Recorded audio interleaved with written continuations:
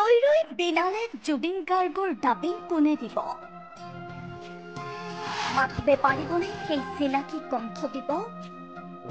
আপোনাৰ মানে আশীৰ্বাদতে আৰু আপোনাক লগ পাইছিলো আজি 2016 চনত লগ পাইছিলো। ক'ত পাইছিলে?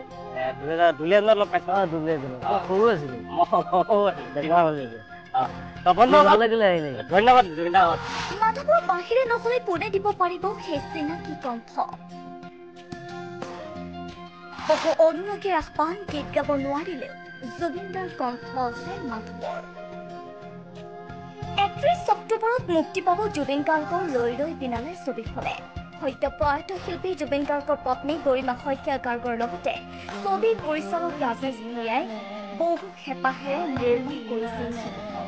এই ছবিখন যাতে ৰাইজে আঁকোৱালি লয় তাক লৈ এখন চিঠিও লিখি থৈ গৈছিল সদ্য প্ৰয়াত জুবিন গাৰ্গে। প্ৰায় সম্পূৰ্ণ হৈ উঠিছে এতিয়া ছবিখনৰ কাম। ছবিখনত অভিনয় কৰা বাকী সকলোৰে ডাবিং সম্পূৰ্ণ হলেও আধৰুৱা হৈ থাকিল জুবিন গাৰ্গৰ ডাবিঙৰ কাম।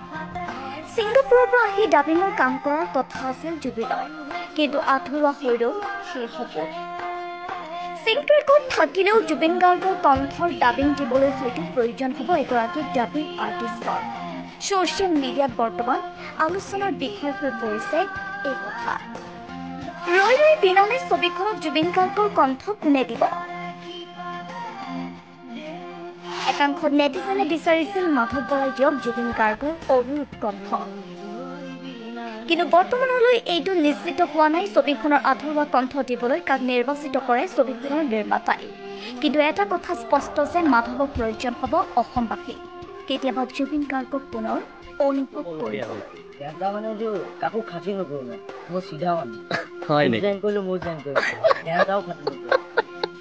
কাঞ্চন ডাইলগটো মাৰি দিব আৰু মোৰ কোনো জাতি নাই, মোৰ কোনো ভগৱান নাই, মই মুক্ত, মই কাঞ্চন পৰিৱৰ্তন।